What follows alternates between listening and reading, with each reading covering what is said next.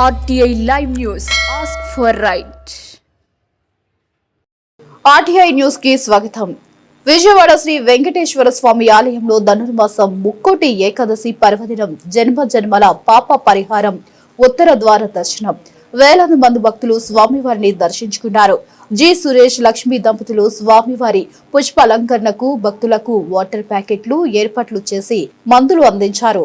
తెల్లవారుజాము నుండి వేలాది భక్తులు తరలి వచ్చి స్వామివారి ఆశీర్వాదం పొందారని విజయవాడ 1 టౌన్ బ్రాహ్మణ వీధిలో వెలసిన శ్రీ వెంకటేశ్వర స్వామి ఆలయ అర్చకులు ఆలయ ఎగ్జిక్యూటివ్ ఆఫీసర్ నాగం సన్యాసిరావు తెలిపారు.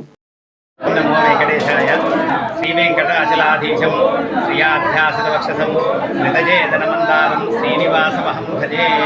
హలో స్మరణాన్ముక్తి గోవింద నామ సంకీర్తనం ప్రతి ఒక్క జీవితానికి కూడా అనేక సుఖ సౌఖ్యాలు సౌభాగ్యాలు కలగజేస్తాయి. అందులో విశేషం ఏమిటి అంటే ఈ రోజున ధనుర్మాసముగా ముక్కోటి ఏకాదశి, దీనినే వైకుంఠ ఏకాదశి అంటారు. ఈ ఏకాదశి పర్వదినాన ఉదయం సూర్యోదయం అనగా బ్రహ్మీ ముహూర్తం దగ్గర నుంచి భక్తులు బట్టి స్వామివారి దర్శనం చాలా చోట్ల ఈ విధంగా ఉత్తర దర్శనం స్వామివారికి ఏర్పాటు చేయడం జరిగింది. అందులో విశేషం ఏమిటి అంటే విజయవాడ 1 టౌన్ బ్రాహ్మణ వీధి శ్రీ వెంకటేశ్వర స్వామివారి దేవస్థానంలో ఈ స్వామివారికి అనేక వందల సంవత్సరాలైనటువంటి చరిత్ర ఉన్నది. ఈ స్వామివారు స్వయం వ్యక్తముగా తనకు తానుగా ఈ దుర్గాక్షేత్రంలో ఇక్కడికి వచ్చి ఉంటానని చెప్పేసి స్వామివారు ఆవేశ రూపంగా ఇక్కడ రావడం జరిగింది.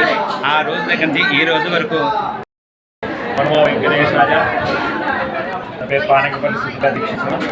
నేను ఈ దేవత ఔపచారిక విధులు నిర్వహిస్తున్నాను. శ్రీభూ సమేత శ్రీ వెంకటేశ్వర స్వామివారి దేవస్థానం అతి ప్రాచీనమైన దేవాలయం. బ్రాహ్మణ వీధిలో వేంచేసిన ఈ స్వామివారు 1200 సంవత్సరాల క్రితం నాటి స్వామివారు. ఈయన భక్తుల యొక్క కుంకుబంగారమై కోరిన మనం ఏదైతే కోరికలు ఏదైతే ఉన్నాయో అవన్నీ కూడా అందిస్తున్నాడు. ఈ యొక్క స్వామివారు అస్మత్ సౌకర్యహేతో అని స్వామివారి శ్లోకంలో ఉంటుందన్నమాట. మన సౌకర్యం కోసం ఆయన ఇక్కడ వచ్చి ఉన్నాడు అనమాట. అలాంటి స్వామివారు ఏ పండగలైనా కూడా ఏ ఉత్సవాలైనా కూడా ఈ దేవాలయంలో అంగరంగ వైభవంగా నిర్వహిస్తూ ఉంటాం. అలానే ముక్కోటి ఏకాదశి కూడా పర్వదినం కూడా అంగరంగ వైభవంగా దాదులచే ఈ యొక్క గదే సురేష్ గారని ఈ యొక్క దేవాలయంలో ట్రస్ట్ పోటీగా చేశారు.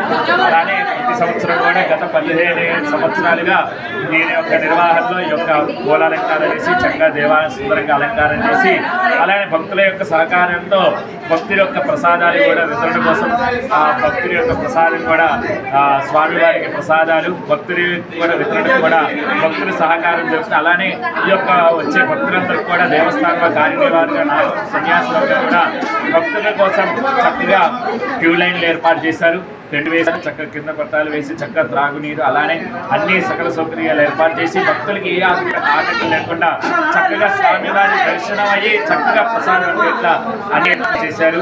తగిన కూడా ఈరోజు ప్రత్యేకంగా విశేషంగా ఏమిటంటే వైకుంఠ ఏకాదశి నాడు ముక్కోటి దేవతలు కూడా వైకుంఠంలో ఉత్తర ద్వారం ద్వారా స్వామివారిని దర్శించుకుంటారు. అదేవిధంగా మన భూలోకంలో కూడా మన యొక్క ఇక్కడ చుట్టుపక్కల దేవస్థానంలో ఇటువంటి సౌకర్యం లేదనమాట.